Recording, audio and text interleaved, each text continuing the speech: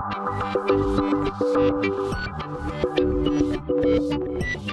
and welcome to my playhouse, and today I have something very special for you. I have been showing IBM server after IBM server, and as probably a lot of you that knows anything about IBM servers knows, Lenovo has bought a big part of IBM this year.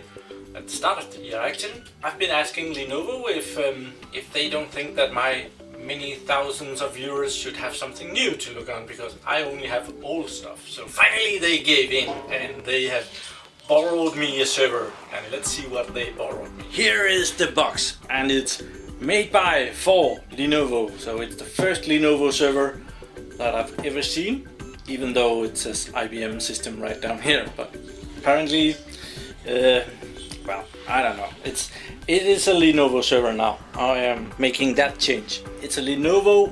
I'm gonna set my finger over the IBM, and it's a System X3650 Model 5. And this is the series of my favorite server. If you've seen a lot of my old videos, you will know that the Model 1, the original one, is my favorite of all time X3650 servers, even though it was the first one. This is the box. And this is the model number. It's a 5462 and it's an E4G. If we look that up, we should be able to find out what's inside of this server. But well, let's not do that. Let's go into the box and see what's in there. And a little knife. And I'll very carefully open this. I have to deliver it back in the same manner that I got it. I have no idea. I know that it's an M5. I don't know how the memory configuration, if there's any hard drives or what processors there's in it. So you're gonna experience that together with me.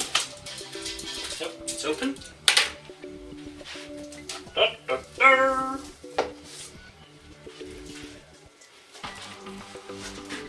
This box has been opened before. I could see that. It was not the original tape. At the top here we have something with the Lenovo name on it. Warranty and licensing information. Cool. We have a power cable, and this is for the OOPS system. That's perfect. We have some manual, important notifications. Sure. And we have some kind of a checklist. A lot of Chinese and some English. I'm sure they did everything perfectly, so let's put that. And we have the rails. We're gonna have a look at those too. We're gonna unpack them, and I'm gonna put this server in the rack. Probably not in this video. So the rails we're just gonna put away. And there is kind of a carry box here for this. We'll carry that away. And there's a piece of cardboard over here. What's that? Don't know. Just a filler, probably.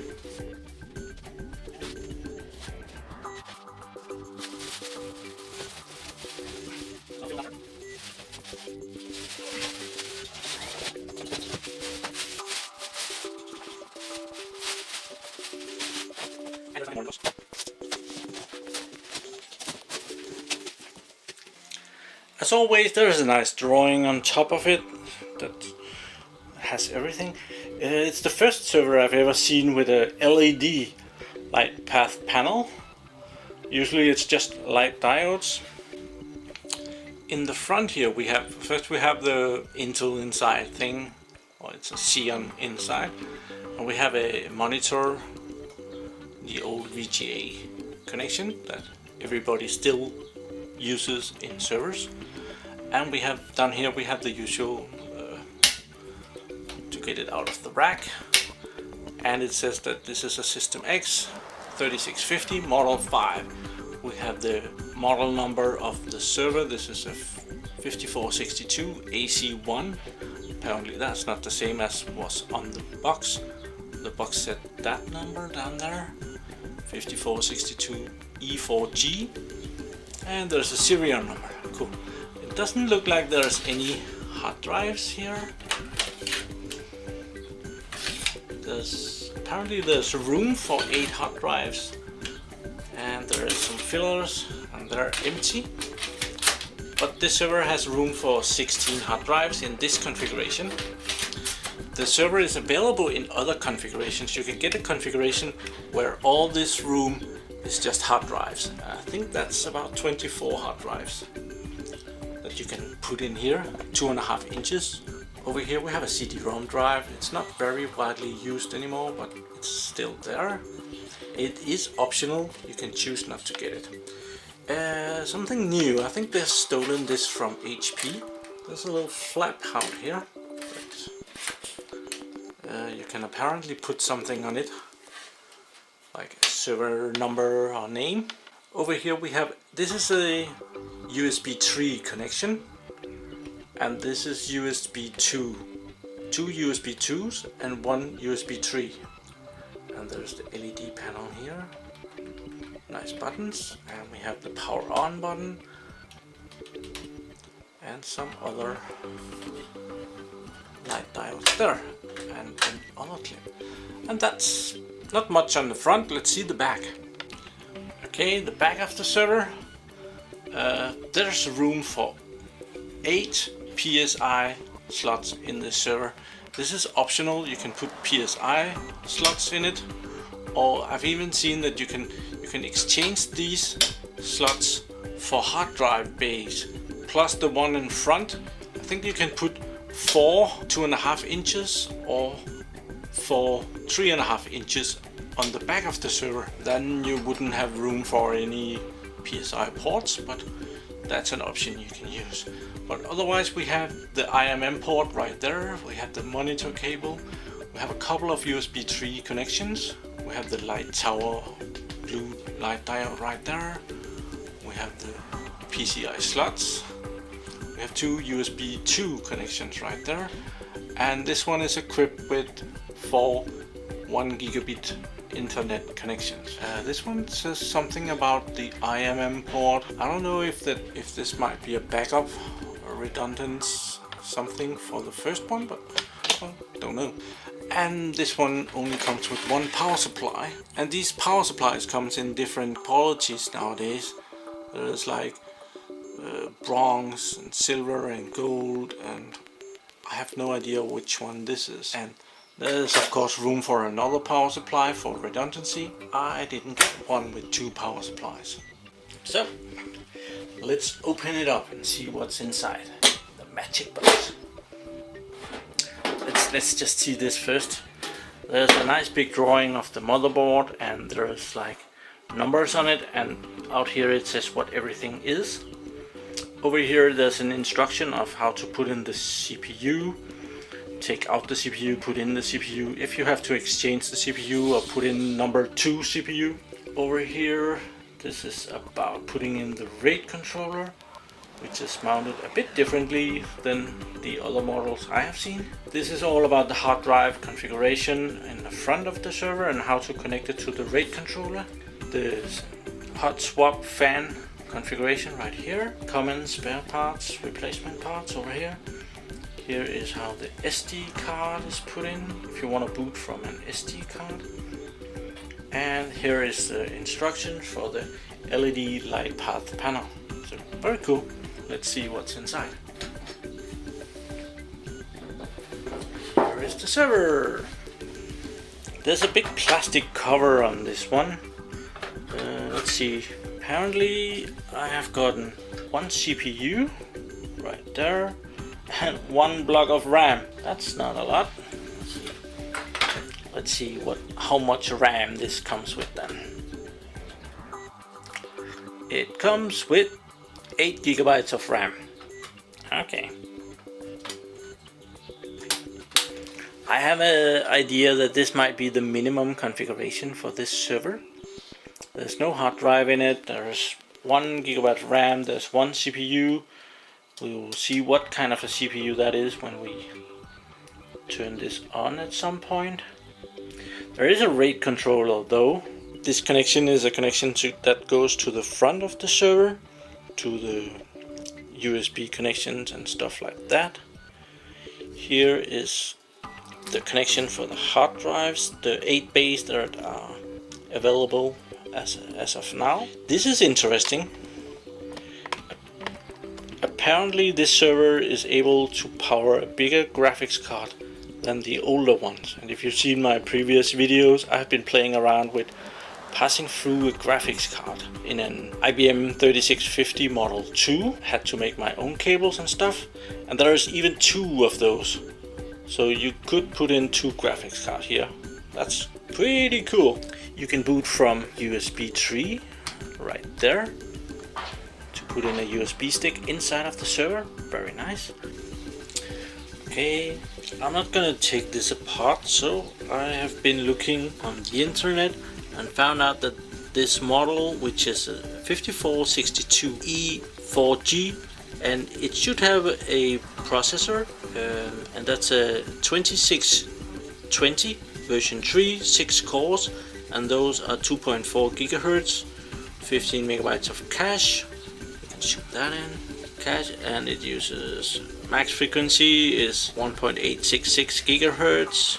It comes with 8 gigabytes of RAM, and that's looks like what we got down here. And the RAM is faster than the processor, so it's not optimal for this. The CPU is too slow for the RAM, and it comes with a M5210 RAID controller, that one. It has 8 2.5 slot space, and there is 4 1 gigabit Ethernet adapters and 1 power supply, 550 watts, and that's what I've seen so far, so that's correct. Here's a nice list of the processors, and out here it says how much the RAM frequency is, and we have to go all the way down here to get one that's actually able to do the 2.133 gigahertz or 2133 megahertz. It's at the same time uses 135 watts. This server is really it can be an entry level server, and it can be a real workhorse. It all depends on the processor that you put in. You can get some fairly cheap processors to put in this, and the Model 5 only supports the version 3 of the Xeon 2600 series. It supports up to 2 of these processors, and they come up to 18 cores, and they're fairly expensive when you get up there. This server, as equipped as it is right here, is around 16,000 Danish kroners, and I just did the translation, and that's $2,400. But you can configure this server so that it gets a lot more pricey and is able to do a much bigger workload than that. This was a 6-core processor, 2.4 gigahertz, but if you put in an 18-core processor in here and one over here as well, you can have 36 cores in this server, and they're with hyperthreading, so that would be 72 threads that you could put into your system with this machine. The RAM, there is 24 slots here, and you can put in as high as 64 gigabytes of memory in each of these. That brings the server up to a total of 1.5 terabytes of RAM. That's a large amount of RAM. Those RAM blocks are fairly expensive as of now, but it's probably a better deal to put in less of the big ones than a lot of small ones, because if you put in 16 gigabyte blocks, or even if you put in 8 gigabyte blocks like the one that we have down here, if you want to expand it beyond 24 times 8, you will have to start throwing out memory blocks, and this is the new DDR4 RAM that goes in this server, and that is also fairly expensive right now. Over in this corner, all the way in there, is the reset button for the IMM. That's a nice little feature that they put back in. I think it has been away in some of the models, but now you can actually poke it with a stick from behind and it will reset the IMM adapter again. Here is a slot for the SD card reader. You can get an attachable thing, and it's actually on the cover of the server. Here it is. It attaches on the bottom of the server, and it goes down into this connection right there, and you're able to put in 2 SD cards, and they can probably do a small RAID 1. That's pretty neat. The network cards down here, they're Broadcom. This server only comes with one processor. That does something to the system. You're not able to use all the RAM blocks. These blocks and these blocks are not usable before you put in processor number 2. So you have the first 12 RAM blocks down here that you can occupy with RAM, and that of course limits the RAM to 12 blocks, and that's a total of 768 gigabytes of memory with only one processor. Also back here there is some tape over these PCI expansion cards, because they're only usable if you have processor number 2 in as well. So with only one processor, you're only able to use expander riser card that is down here. It's not occupied at the moment, there's just a blank in there. And there's a low profile one right here that can be occupied with one processor installed. When you get the number 2 processor, you also get a couple of fans. Because there's a couple of blanks in here, nothing in it. There is one fan here to cool down all of the server back there. With 2 processors, when you buy the original Lenovo processor number 2, you get the 2 fans in the package. They will be needed. Some of the stuff is also hidden beneath this fan door thing. That is easy removable. You can remove the whole thing. And here we have a lot of the cables that goes to the front of the server. Here is the SATA connection for the CD-ROM, and this is the connection to the LED panel, and also on the front. And there is some spare connections here for, these are the power for additional backplanes. There is one here that is right now in use, and there is room for 4 more, or 3 more, a total of 4. So that's the power for the backplane goes up here, the connection for them, weird cable, goes in there, goes back to the RAID controller back in the server, and over here, and very end out here, is the connection for the front VGA cable that goes in there. Otherwise there is not a lot down here. There's mostly the connections for the fans right there, and there are some power modules. They're probably for the RAM, for each RAM block. There's a power connector for one of those. Here we see the backplane of the hard drives, and one of these backplanes, this is a double. They come as singles or doubles, and there's room for 2 more doubles. To get room for the last one, you have to take all of this out, but it's actually an assembly down there.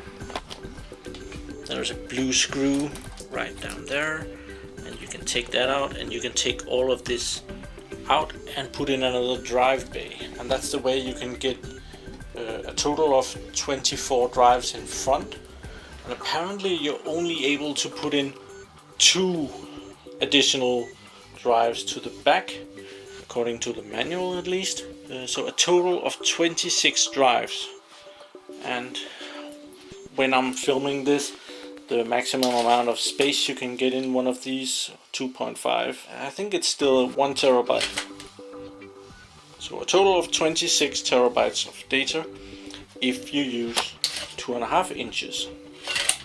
The server is available with 3.5 inches drives as well, and you can put in, I think, up to 12 of those. That would be a better choice if you need a lot of storage in the server.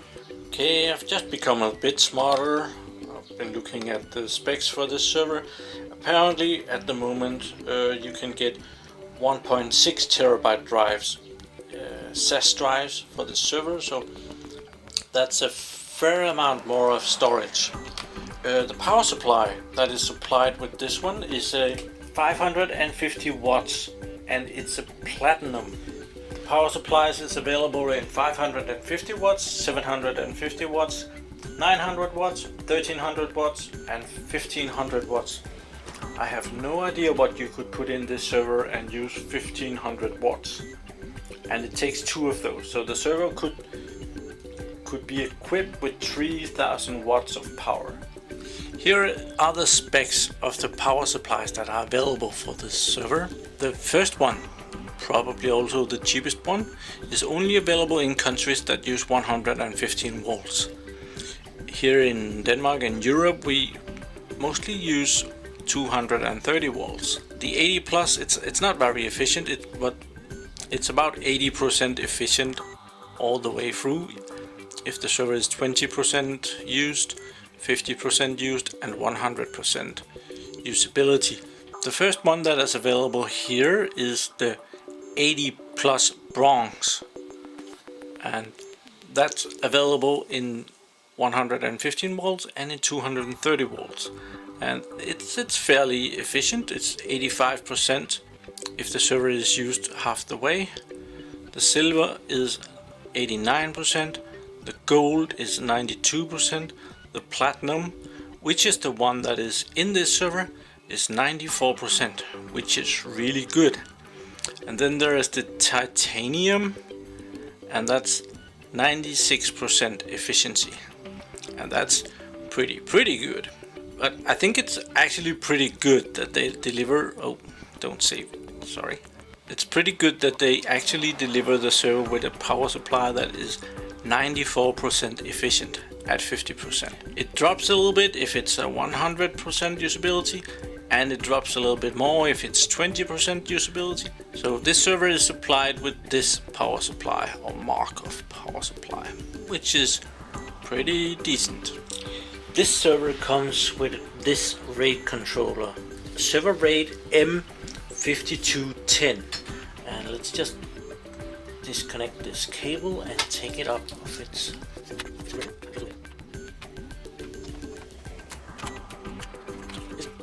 It's a PCI Express x8 card. There's lots of small chips on the back of it, and it has room for an expansion card, and this is where you can put in some flash cache memory. It can take 1 GB, 2 GB and 4 GB of flash memory on this card here. It's optional.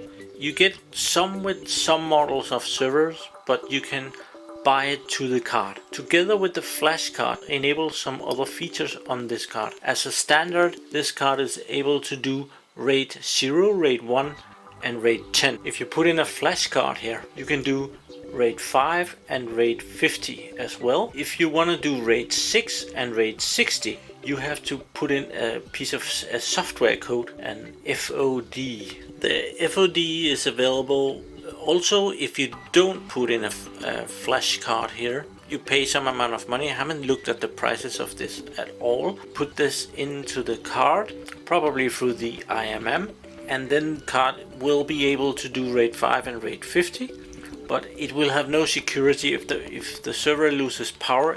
Also, there is the feature called Fast Path available, which is able to make SSD drives faster on this card, and it's possible to buy a cascade feature which enables you to use a SSD disk as a cache for the rest of the storage array.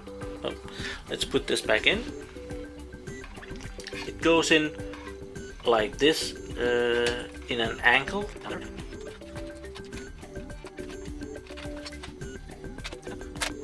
Nice and tight again. The speed of the RAM over here, the RAM is able to do 2.133 gigahertz of speed. This processor is only able to do about 1.8 gigahertz. The slowest piece determines the RAM speed. So right now, the RAM speed, even though this block is 2.133, the RAM speed will only be as fast as the slowest part. So if I have like all the RAM blocks is good RAM, the highest frequency, and I just put in one that is 1.6 gigahertz, the whole system will turn down to 1.6 gigahertz to be able to handle that one block of 1.6 GHz RAM, so that wouldn't be a very smart choice. Well, this server has so many features, but let's put it back together. Right back on there. And that goes the other way around. And close. If you've been watching some of the other videos that I've done on IBM and Lenovo Server, you will know that this model, the 3650, is my favorite server model of all. I can't wait to go and mount it in the rack and see if this Model 5 lives up to the standard of the other servers. So that's gonna be really exciting. Gonna do the next video on that, mounting the server, booting it up for the first time. I'm gonna have to find some drives for it to boot it up. I think I have some solid state disks and some other drives. Do some RAID configurations. I don't have any more DDR4 RAM. All the stuff I got is way too old for this beast. So yeah, I'm really excited to start playing some more with this 3650 Model 5, the brand new flagship. I really hope this server is just as amazing as its predecessors. Thank you for watching. Do subscribe to my channel so that you can see me again, and have a really nice day. Bye bye.